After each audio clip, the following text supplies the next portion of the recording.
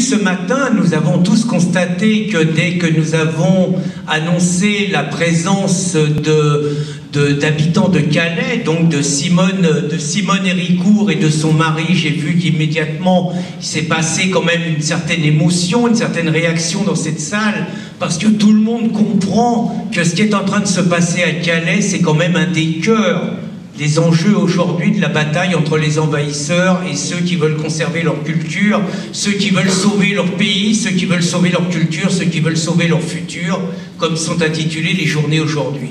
Donc c'est pas forcément facile la vie à Calais, moi je la connais pas. Ce qu'on sait, c'est que depuis qu'on est en contact avec les réseaux militants, on se rend compte que c'est parfois un peu compliqué Calais. Hein, je veux pas porter un jugement parisien sur la réalité de Calais, mais on est quand même un peu étonné quand on contacte des militants locaux qui vous disent oui, on est d'accord, on va venir, puis au dernier moment la personne qu'on a invitée est gravement malade, mais que comme elle est gravement malade, il n'y a personne d'autre qui peut venir, mais elle est sûrement gravement malade, mais elle est quand même présente quand il y a le maire Natacha Bouchard qui organise un rassemblement. Bref, il y a des choses qui nous surprennent parfois sur ce qui se passe à Calais. Mais en tout cas, nous on a eu le plaisir, parce que ça se passe par des contacts, on a eu le plaisir de faire connaissance de Simone Héricourt par téléphone. Moi je l'ai rencontré la première fois il y a quelques minutes, mais on s'est longuement parlé au téléphone. Simone n'est pas, j'ai entendu ce matin l'ensemble des intervenants, et c'est surtout pas péjoratif, Simone n'est pas une intellectuelle, Simone est une femme du peuple, une vraie Calaisienne.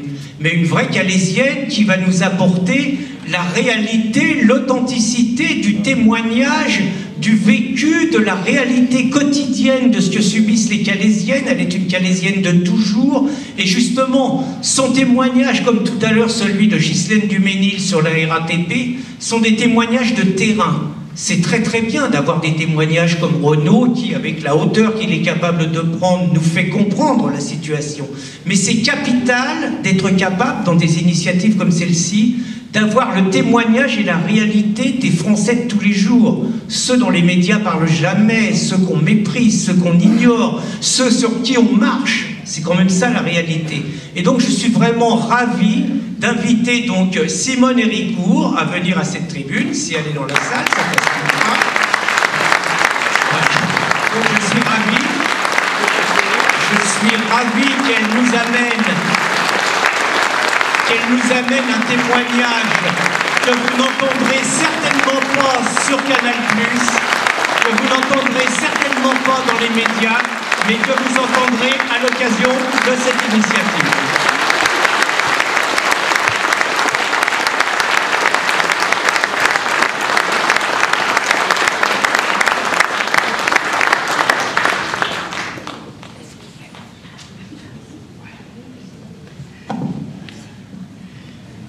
Ben voilà, Pierre m'a présenté, je m'appelle Simone et j'habite à Calais. Je suis une Calaisienne de souche calaisienne, mes parents l'étaient aussi.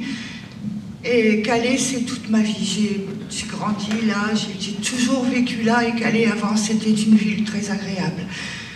J'adorais m'y promener, on était tranquille, on était en sécurité, il y avait toujours beaucoup de monde, l'été comme l'hiver, et Dieu sait que les étés par chez nous, pourtant ils ne sont pas très agréables, il ne fait jamais très beau, mais bon, c'était vivant. Et puis, il y a quelque temps, il y a eu des réfugiés à Sangatte. Et Sarkozy a décidé de vider le squat de Sangatte, on va dire ça comme ça, et ces réfugiés sont arrivés à Calais. Même moi, dans un premier temps, je disais, c'est des gens malheureux, ils sont paumés, ils n'ont rien, on peut peut-être les aider. Et vous dire comment ça s'est fait, j'en sais rien, mais du jour au lendemain, on s'est retrouvé avec des milliers, mais je dis des milliers de migrants. Actuellement, ils sont à 18 000 dans ce qu'on appelle la jungle. Oui, 18 000, c'est horrible, parce qu'ils ont fait carrément une ville dans la ville. Ils ont discothèque, commerce, école, coiffeur, ils ont même... non, je ne me permettrai pas de vous le dire, mais je pense que vous avez compris, pour les besoins des messieurs, bien sûr. Et ils ont fait des routes, ils ont donné des noms à ces rues, ils ont élu un maire, La police, oui, la police ne peut même pas entrer dans ce qu'ils appellent le quartier musulman. C'est interdit. Jusque-là, on aurait peut-être pu supporter, mais on ne peut pas supporter l'insupportable quand on voit qu'à longueur de temps, c'est tous les jours, toutes les nuits, ce sont des émeutes.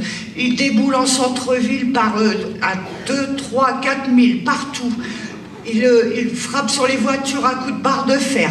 Ils agressent les gens, ils vont même agresser les enfants. Il y a des viols, il y a des vols. C'est inimaginable ce qu'on subit. Ils rentrent chez les particuliers. Les gens sont chez eux, sont à table, ils rentrent, ils veulent manger, ils se servent, tabassent parfois aussi les gens, ils volent ce qu'ils peuvent voler et après, ce qu'ils ne peuvent pas prendre, ils le saccagent. Et quand on veut se défendre, on a la police sur le dos. La police ne prend plus aucune plainte depuis longtemps maintenant. Mon propre fils s'est fait agresser aussi. Il se promenait tranquillement en centre-ville, il était en train d'écouter sa musique, il avait les écouteurs aux oreilles, quand on lui a tapé sur l'épaule. Il s'est retourné pensant que c'était un copain à lui. Il avait en face de lui 3 clandestins, pardon. Et il s'est pris un grand coup de barre de fer en pleine tête. Mon fils est quand même assez costaud, donc il a réussi tant bien que mal à accuser le tue, il s'est défendu. Et bon, les 3 se sont pris une trempe, mais il a entendu sur le côté qu'il y avait du bruit, il y avait une trentaine de migrants qui venaient pour le massacrer. Et donc il est téméraire mais pas kamikaze, il s'est sauvé. Quand j'ai vu mon fils rentrer comme ça, franchement, je me suis dit, mais ils auraient pu me le tuer, quoi. Et il n'est pas le seul. Ils agressent les enfants quand ils reviennent de l'école ou qu'ils partent à l'école ou qu'ils vont au collège. Ils vont jusqu'à prendre les bus scolaires, montent avec les enfants dans les bus scolaires. Là, il y a le 23 janvier, ils ont fait une grosse émeute à Calais. Ça a été horrible. Ça a duré toute l'après-midi, toute la soirée. Ils ont jusqu'à taguer la statue du général de Gaulle. Ils ont écrit dessus « Nique la France » avec le drapeau de Daesh en dessous. Voilà. Qu'est-ce que je peux vous dire de plus que ce qu'on subit? Ils manifestent parce que sur leurs conditions d'accueil, mais plus on leur en donne, plus ils en veulent. Ils en ont jamais assez. Jamais, jamais, jamais. Quand on les croise, c'est donne monnaie, donne téléphone. Si on ne donne pas, on se fait tabasser. Et ne comptez pas sur la police pour vous aider. Je vous dis, ils ne prennent même plus les plaintes. Quand on veut manifester, on se prend la police sur le dos. Quand on se fait agresser, on va au commissariat de police. Que voulez-vous qu'on vous dise? Ils se ressemblent tous. On ne peut rien faire. Et je ne vous raconte pas de bêtises. Ça, je vous promets. Et moi, personnellement, j'aimais beaucoup, avant, aller sur ce que j'appelle la tombe de mon fils. C'est à la mer. J'ai perdu mon fils, on a mis ses cendres à la mer parce que c'était son désir, j'ai respecté son vœu. Je disais à mon mari, le soir, emmène-moi sur la tombe de mon fils, j'en ai besoin. Je ne peux plus le faire maintenant, parce que rien que le fait de traverser le centre-ville à Calais, on se met en danger. Le soir comme ça, dès qu'il commence à faire noir, on se met en danger. Je ne peux plus aller là où j'aimais aller pour... Je ne peux plus. C'est pas possible. J'ai peur. J'ai peur. Et on est beaucoup comme ça à Calais. Et ce que je ne comprends pas non plus, ce sont les Calaisiens. Ce sont les Calaisiens. Encore hier, il y a eu une manifestation. On était peut-être une petite dizaine de Calaisiens. Et tous les autres, ils étaient où?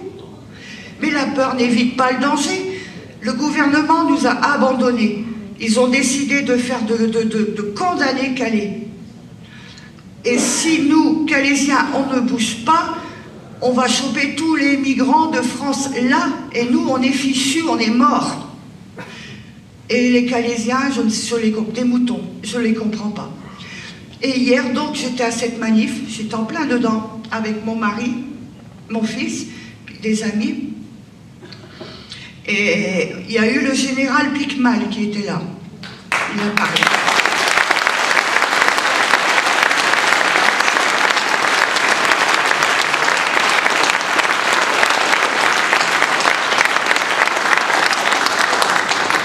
Et ce que j'ai vu hier, je ne vous cache pas, je n'ai pas dormi de la nuit parce que je me suis sans arrêt repassé la scène. Chose que à la télé, à la radio, ils n'ont pas dit, même pas dans les journaux, on l'a vu se faire arrêter, se faire malmener comme une racaille. Lui qui est quand même une icône, une image de la France, qui mérite tous les respects, tous les honneurs dus à son grade, comme une racaille. On l'a vu se faire plaquer par terre, le policier lui mettre le pied sur la nuque. Je vous promets, aussi vrai que je suis devant vous, on l'a vu. Ensuite, ils l'ont traîné, ils l'ont ramassé, ils l'ont emmené, chacun par un bras, ses pieds ne touchaient même pas terre. Et ils nous ont chargés, bien sûr. J'ai eu de la chance d'être là aujourd'hui devant vous parce que mon mari, qui a été assez malin, nous a fait passer par derrière les fourgons de gendarmes, de CRS, de canons à eau qu'il y avait. Sinon, ben, j'étais embarquée, je serais encore en garde à vue aujourd'hui. Et qu'est-ce que j'avais fait de mal? J'étais venue là. Là, pour protester contre l'immigration massive, invasive qu'on subit à Calais. Vous vous rendez compte que même les commerces ont perdu de 40 à 60% de leur chiffre d'affaires, alors qu'avant Calais, c'était une ville florissante, c'était gai, c'était animé, il y avait toujours des étrangers pendant les périodes de vacances d'été, les périodes de fêtes de fin d'année. Aujourd'hui, il n'y a plus rien. Plus rien. Tous les commerces qui avaient ouvert en centre-ville, ils sont tous fermés un par un. Calais, c'est une ville morte. Une ville morte à cause de ces clandestins qu'on a là. Et quand ils descendent comme ça dans les rues de Calais, armés avec leurs barres de fer et des cocktails Molotov aussi.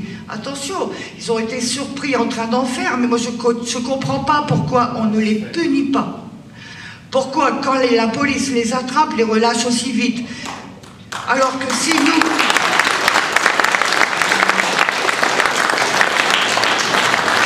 Alors que si nous, en tant que Calaisiens, en tant que Français, on a le malheur de faire un pas de travers, on est tout de suite emmené en garde à vue, on est passé sur le grill, on n'a plus le droit à rien, plus le droit. Et parlons aussi de Madame Bouchard, Natacha Bouchard. Je vais vous dire comment je l'appelle, moi, Madame Bouchard. Je l'appelle la limace.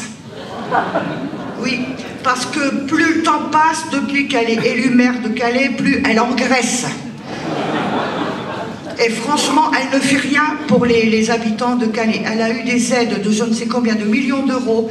C'était pour aider les Calaisiens, pour aider à l'emploi. La première chose qu'elle a fait faire, ce sont les containers pour loger les migrants qu'elle a fait fabriquer en Bretagne et même pas à Calais. Les seuls emplois qu'elle a créés à Calais, je le sais parce que j'ai un ami à qui on lui a proposé, 50 emplois en CDI pour aller nettoyer les cochonneries, les migrants à la jungle. Voilà les emplois qu'a proposé Madame Bouchard. C'est pas difficile, moi elle m'a banni de sa page, je peux même plus lui mettre un commentaire d'ailleurs. Elle m'aime pas. Ben c'est réciproque.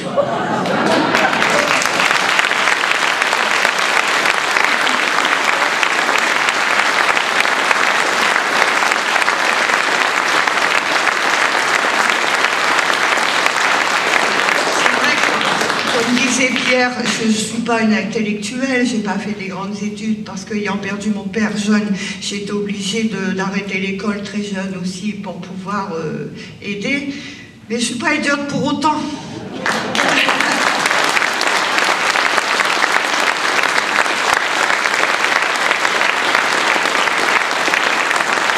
Et c'est vrai que c'est pas pour autant que je suis idiote et je vois clair. Je sais de quoi je parle et on le vit tous les jours. Tous les jours.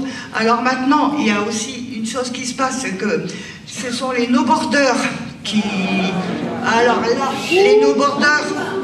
les no-borders, c'est la pire racaille qu'il peut y avoir, parce que c'est eux qui poussent les clandestins qu'on a à Calais à mettre le...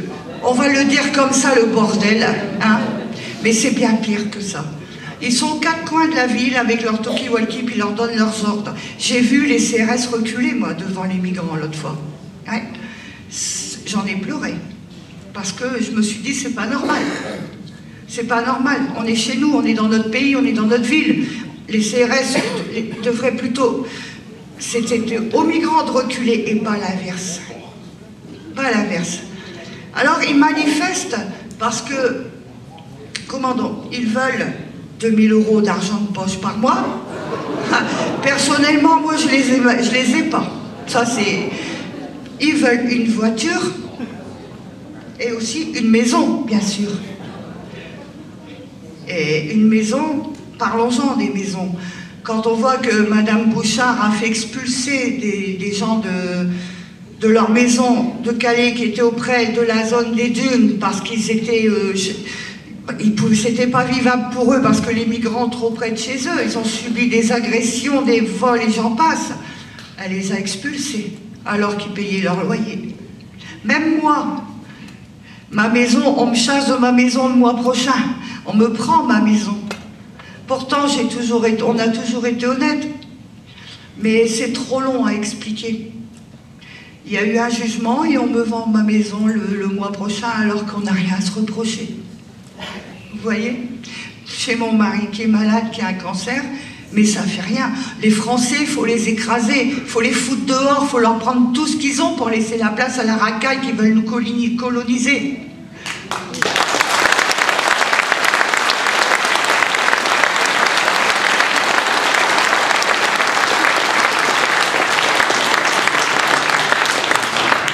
Dont on nous dit que ce sont des richesses culturelles pour nous. Mais je me demande où allaient leurs richesses culturelles, parce que s'il s'agissait de saccager, de détruire, de voler, de violer, et j'en passe, les Français étaient tout à fait capables de le faire eux-mêmes, ils avaient qu'à demander. Hein?